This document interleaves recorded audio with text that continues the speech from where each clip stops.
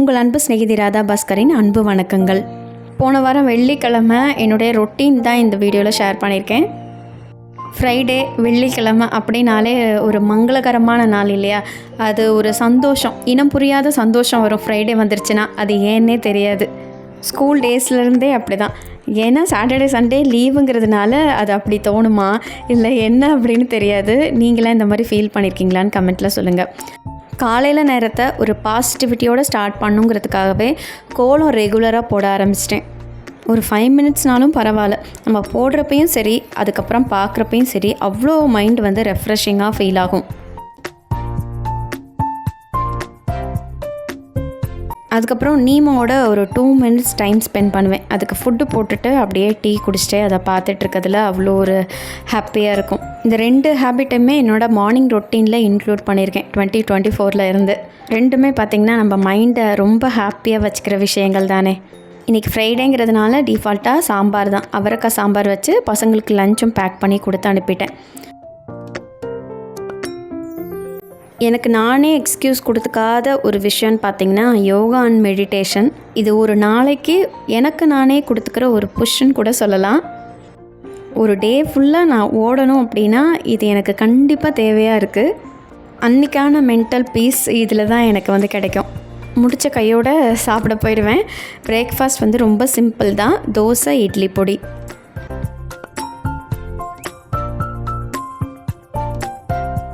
நல்லெண்ணெய் ஹீட் பண்ணி தலைக்கு ஃபுல்லாக அப்ளை பண்ணிவிட்டு நல்லா கோம் பண்ணிவிட்டு ஒரு கொண்டையை போட்டாச்சு.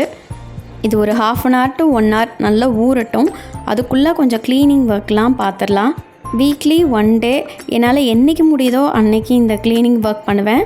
மோஸ்ட்லி மண்டே அப்படி இல்லைன்னா டியூஸ்டே தான் பண்ணுவேன். இன்றைக்கி ஏன் பண்ணுறேன்னு பார்த்திங்கன்னா ஈவினிங் பக்கத்தில் ஒரு கோவிலில் விளக்கு பூஜை இருக்குது, அதுக்கு போகணும். ஸோ நம்ம வீட்டை கொஞ்சம் நல்லா நீட் பண்ணிவிட்டு போனால் தான் நமக்கு நல்லாயிருக்கும்.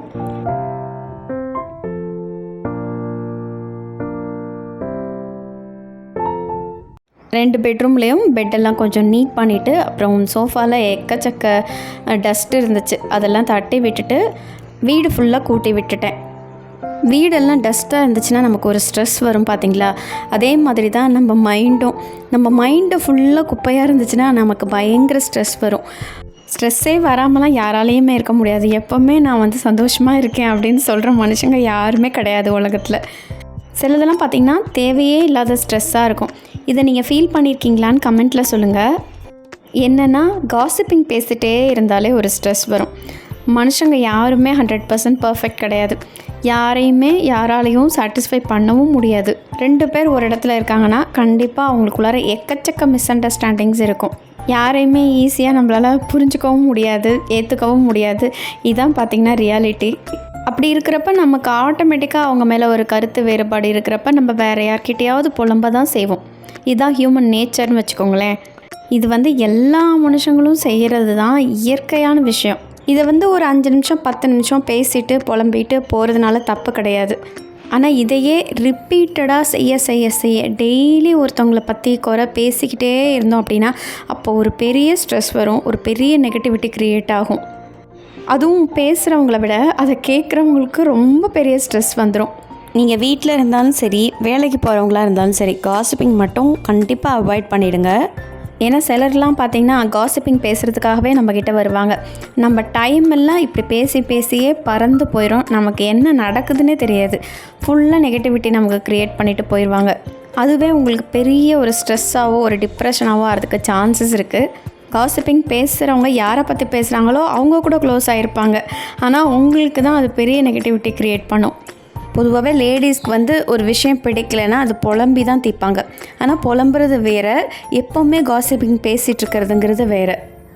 அதனால் காசிப்பிங் பேசுகிறவங்க கிட்டேருந்து கொஞ்சம் நீங்கள் தள்ளி இருந்தால் தான் நம்ம மென்டல் பீஸும் நம்ம மென்டல் ஹெல்த்தும் எப்போவுமே நல்லாயிருக்கும். இது எவ்வளோ பேர் ரியலைஸ் பண்ணியிருக்கீங்க, எக்ஸ்பீரியன்ஸ் பண்ணியிருக்கீங்கன்னு கமெண்ட்டில் கண்டிப்பாக சொல்லுங்கள்.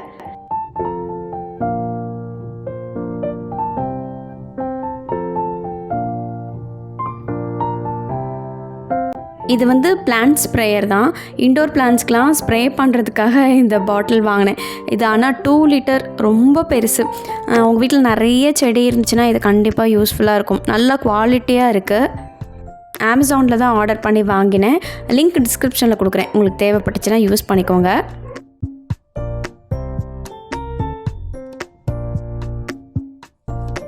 லஞ்ச் முடிச்சுட்டு ரொம்ப அசதியாக இருந்துச்சு, அதனால் கொஞ்சம் நேரம் படுத்துட்டேன். ஒரு 4 o'clock எந்திரிச்சு விளக்கு பூஜைக்கு தேவையான திங்ஸ் எல்லாமே வாஷ் பண்ண ஆரம்பிச்சிட்டேன். குத்து விளக்கு, சூடம் காமிக்கிறதுக்கு ஒரு தட்டு, அப்புறம் பூ வைக்கிறதுக்கு ஒரு தட்டு, பஞ்ச பாத்திரம், அகல் விளக்கு, மணி இதெல்லாம் எடுத்துகிட்டு வர சொல்லியிருந்தாங்க. புளி தேய்ச்சி ஒரு 1/4 மணி நேரம் ஊற வச்சுட்டு அதுக்கப்புறம் சபீனா போட்டு தான் வாஷ் பண்ணேன். வாஷ் பண்ணிவிட்டு மஞ்சள் குங்குமம்லாம் வச்சதுக்கப்புறம் மங்களகரமாக இருந்தது பார்க்குறதுக்கே.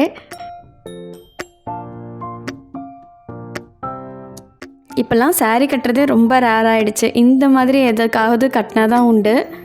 உட்காந்து பூஜை பண்ணணும், அதுக்கு கரெக்டாக கம்ஃபர்டபுளாக இருக்கணுங்கிறதுக்காக இந்த சாரீ எடுத்தேன். இப்போ ரெடி ஆயாச்சு.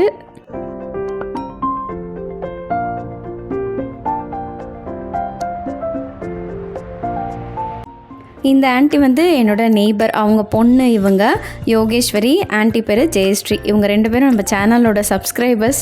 நான் சேனல் வச்சுருக்கேன்னு யார்ட்டையும் ரொம்ப சொல்லிக்கிறது இல்லை. அவங்களாவே வீடியோஸ் பார்த்துட்டு கேட்டாங்க, சேனல் வச்சுருக்கீங்க போல இருக்குது, நல்லா இருக்குது வீடியோஸ்லாம் அப்படின்னு. கேட்குறது கொஞ்சம் நல்லாவே இருந்துச்சு. இப்போ கோவிலுக்கு வந்தாச்சு. சின்ன விநாயகர் கோவில் தான் இது. இப்போ தான் ரீசெண்டாக கும்பாபிஷேகம் பண்ணாங்க. ஆனால் அரேஞ்ச்மெண்ட்லாம் ரொம்ப சூப்பராக பக்காவாக பண்ணியிருந்தாங்க. விளக்கு பூஜைனாலே இடம் பிடிக்கிறதுங்கிறது பெரிய ஒரு டாஸ்க்கு. கொஞ்சம் கோவில் பக்கத்தில் சுவாமிக்கு முன்னாடி பண்ணணும் அப்படின்னு நினப்போம் இல்லையா. யோகேஸ்வரி, அவங்க பேர் யோகேஸ்வரி தான் வந்து இடம் பிடிச்சி வச்சுருந்தாங்க. நார்மலாகவே விளக்கு பூஜைக்கு நம்ம பூஜை சாமான் மட்டும் எடுத்துகிட்டு போனால் போதும், மீதி எல்லாமே அவங்களே கொடுத்துருவாங்க. எண்ணெய், திரி, பூ, வாழைப்பழம், தேங்காய் இந்த மாதிரி, அப்புறம் இலை, அது என்னென்ன தேவையோ எல்லாமே அவங்களே கொடுத்துருவாங்க. இவங்க வந்து உட்கார்றதுக்கு ஒரு மேட் கூட கொடுத்தாங்க. உட்கார்றது கொஞ்சம் கஷ்டமாக இருக்கும், தரையிலலாம் உட்காரவே முடியாது. மேட்லாம் கொடுத்தது கொஞ்சம் நல்லா இருந்துச்சு. 5:30க்கு வர சொன்னாங்க, ஆனால் பூஜை ஸ்டார்ட் பண்ணுறதுக்கு 6:30 ஆகிடுச்சு.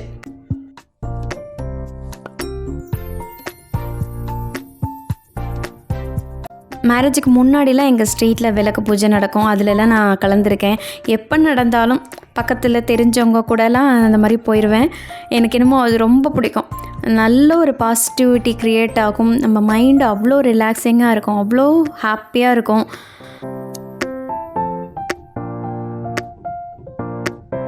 எல்லோரும் அழகாக சாரீ கட்டிட்டு ரொம்ப அழகாக வந்திருந்தாங்க. ஒரே இடத்துல இத்தனை விளக்கும் எரியிறது வந்து அவ்வளோ அழகாக இருக்கும் பார்க்குறதுக்கு. நீங்களும் பக்கத்தில் எங்கேயாவது விளக்கு பூஜையெல்லாம் கண்டக்ட் பண்ணாங்கன்னா கண்டிப்பாக போய் கலந்துக்கோங்க, ரொம்ப ரொம்ப நல்லது நம்ம குடும்பத்துக்கு. அப்புறம் நைட்டு டின்னரும் வந்து அவங்களே கொடுத்துட்டாங்க. ரொம்ப நல்லா இருந்துச்சு. சேமியா கிச்சடி, இட்லி, சாம்பார், சட்னி, அப்புறம் ஒரு ஸ்வீட், கேசரி, எல்லாம் ரொம்ப சூப்பராக இருந்தது. ஃபுல்லாக சாப்பிட்டுட்டு வீட்டுக்கு போகிறதுக்கு 9 o'clock ஆகிடுச்சு. வீட்டுக்கு வந்து விளக்கேற்றி சாமி கும்பிட்டுட்டு பிரசாதம்லாம் சாமிக்கு படைக்கணும். இதோட இந்த vlog முடிச்சுக்கலாம். இந்த வீடியோ கண்டிப்பாக உங்களுக்கு பிடிச்சிருக்கும்னு நினைக்கிறேன். பிடிச்சிருந்துச்சுன்னா ஒரு லைக் கொடுத்துட்டு நம்ம சேனலுக்கு சப்ஸ்கிரைப் பண்ணி சப்போர்ட் பண்ணுங்கள். உங்கள் ஃபீட்பேக்கை கண்டிப்பாக கமெண்ட்டில் ஷேர் பண்ணுங்கள். இந்த நாள் உங்களுக்கு சூப்பரான நாளாக அமைய உங்கள் அன்பு சிநேகிதி ராதா பாஸ்கரின் வாழ்த்துக்கள்.